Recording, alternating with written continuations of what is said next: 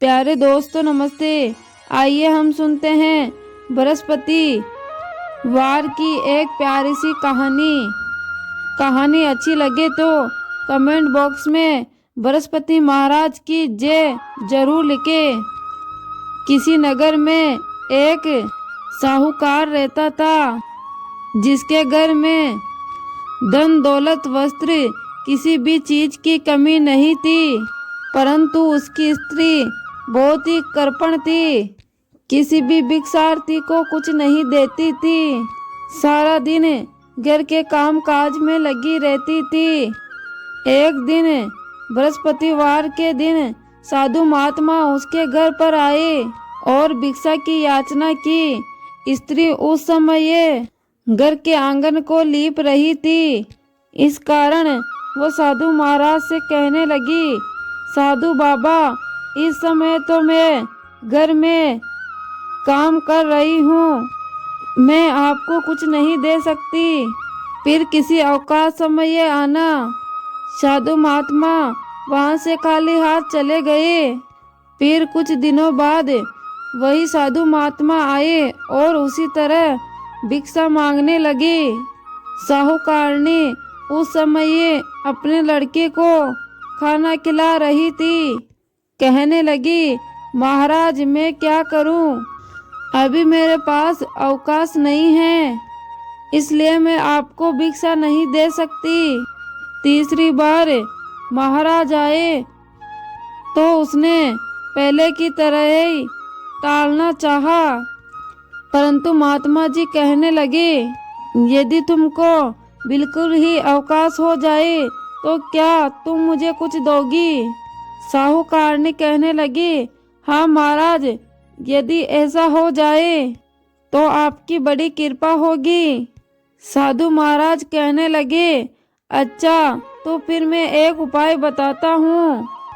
तुम बृहस्पतिवार के दिन सूर्य उदय के बाद उठो और सारे घर में झाड़ू लगाकर कूड़ा एक कोने में जमा कर दो। घर में चौका को साफ मत करो। फिर स्नान करके घर वालों को कह दो कि उस दिन सब हजामत अवश्य बनाए। रसोई बनाकर चूल्हे के पीछे रखा करो, सामने कभी मत रखो।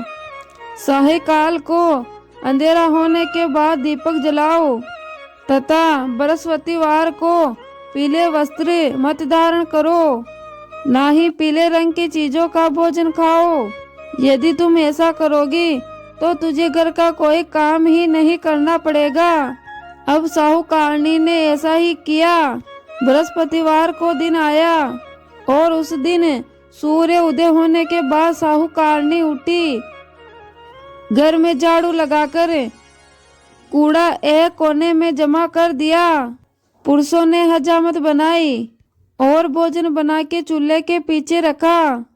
ये सब बृहस्पतिवारों को ऐसा ही करती रही। अब थोड़े ही दिनों बाद उसके घर में खाने के लिए दाना भी नहीं बचा। थोड़े दिनों में वही महात्मा फिर से आए और उन्होंने भिक्षा की याचना की, परंतु सेठानी ने कहा, महाराज मेरे घर खाने को अन्न नहीं है, अब मैं आपको क्या दे सकती हूँ। यह बात सुनकर महात्मा ने कहा, जब तुम्हारे पास सब कुछ था तब भी तुम मुझे कुछ नहीं देती थी, और अब पूरा अवकाश है और अब भी कुछ नहीं देती। तुम क्या चाहती हो वो बताओ। सेठानी ने हाथ जोड़कर कहा, महाराज अब ऐसा उपाय बताओ कि मेरे घर में पहले जैसा धन धान्य हो जाए। अब मैं प्रतिज्ञा करती हूँ, जैसे आप कहोगे मैं वैसा ही करूँगी।